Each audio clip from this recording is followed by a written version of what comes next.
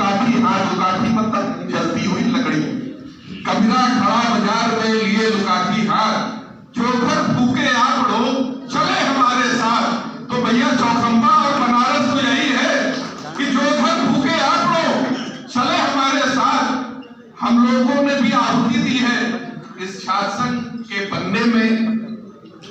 मैं सौभाग्यशाली रहा, हमारे कुछ मित्र उतने सौभाग्यशाली नहीं रह पाए कि जो 4-5 साल का छात्र संघ रहा उसमें पदाधिकारी हो पाए।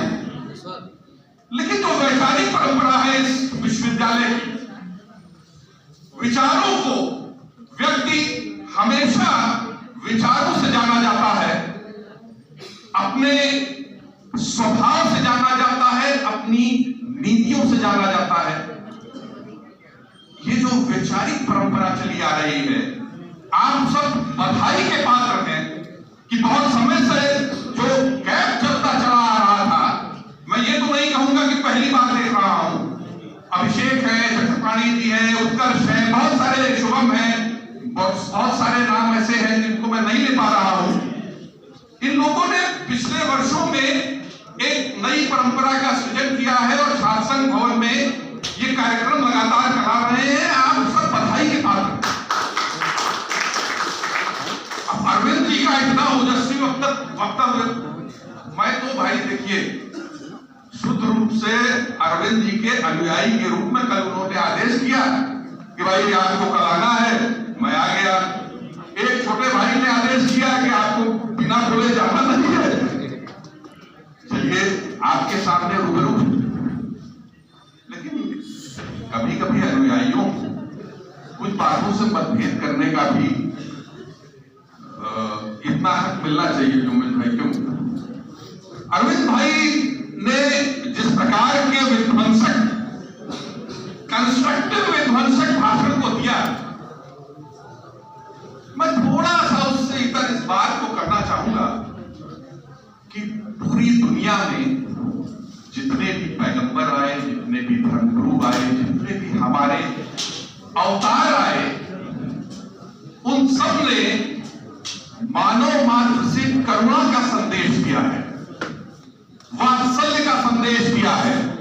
अगर हम भगवान कृष्ण को जानते हैं तो उनके बगल में राधा जी को जानते हैं।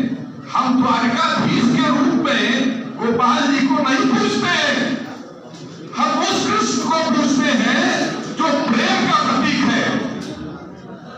हम उस भगवान राम को पूछते हैं जिन्होंने समाज में सामाजिक मर्यादा के सबसे लोअर कैडर पावदान पर बैठी हुई शबरी के जूठे बेर खाए।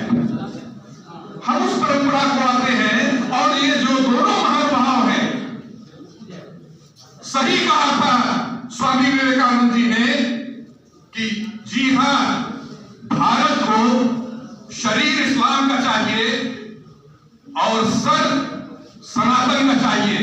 मैं इतना बड़ा तो नहीं हूं, कोहनी पे टिका हुआ आदमी हूं, बरगद के बारे में गमले में उगे लोग टिप्पणी नहीं करें, फिर भी मैं उसमें कहना चाहूंगा, ऐड करना चाहूंगा उमेश भाई कि बुद्ध की एक बाहु चाहिए हमें, एक बाहु हमें ईसा मसीह का चाहिए।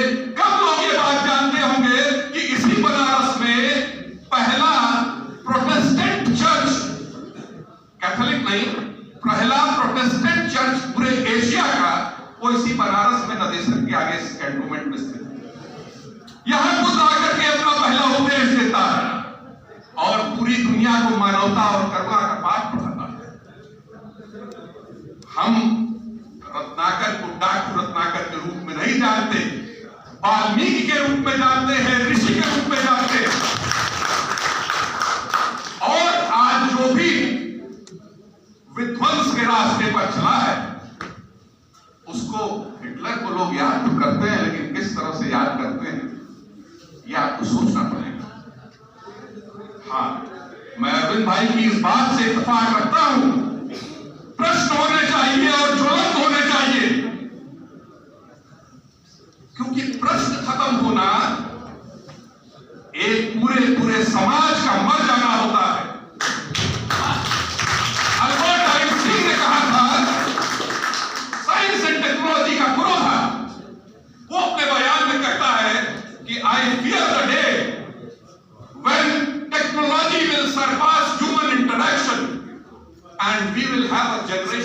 इडियट्स। आज वही हो रहा। हम आप व्हाट्सएप पे, फेसबुक पर तमाम जो उल्टे सीधे प्रचारों की दुनिया में, एक भ्रामक दुनिया में, अभी डॉक्टर साहब ने कहा एक आभासी दुनिया में जो जी रहे हैं, हमने प्रश्न करना छोड़ दिया। प्रश्न सबसे इंपॉर्टेंट है। जिज्ञासु होना सबसे ज्यादा जरूरी है। नरेंद्र को भी विवेकानंद बनने के सफर में जिज्ञासु होना ही काम आया था। न जाने कितने होंगे रामकृष्ण परमहंस जी के शिष्य नरेंद्र ही क्यों हो पाए? क्योंकि उन्होंने रामकृष्ण परमहंस जी से सामने सामने प्रश्न किए, ईश्वर के अस्तित्व पर प्रश्न किए। जिस मां की बात करते थे रामकृष्ण परमहंस, उसके लिए उन्होंने कहा कि मैं उनको स्वयं देखना चाहता हूं, अगर आप दिखा सकते हो तब तो मैं मानूंगा, अन्यथा आप ये मिथ्या प्रचार बंद कर दें। अब वो घटना दूसरी हो जाएगी जब रामकृष्ण परमहंस जी ने बताया।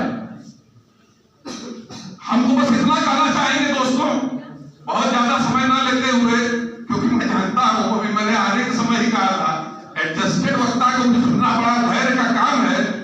एक उस पर भगवान बुद्ध का है, मुझे प्रकरण याद आ गया साहब कि उनका बड़ा प्रिय शिष्य था आनंद, लेकिन वो बड़ा लेथार्जिक था, आराम से सोता हुआ रहता था, प्रवचन में आता नहीं था।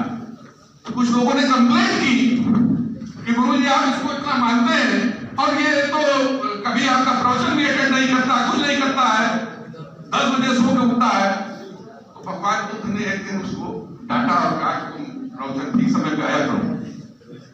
तो बेचारा अब 4, साढ़े 4 बजे तो आनंद के लिए, मैं भी कुछ आनंद की तरफ सवेरे नहीं उठ पाता हूँ, तो आनंद को बड़ी समस्या हुई। 4 बजे तो नहीं उठ पाया, 7, सवा 7 बजे के करीब वो पहुंचा, भागे भागे, और फिर पूरा बुद्ध का प्रवचन चल रहा था।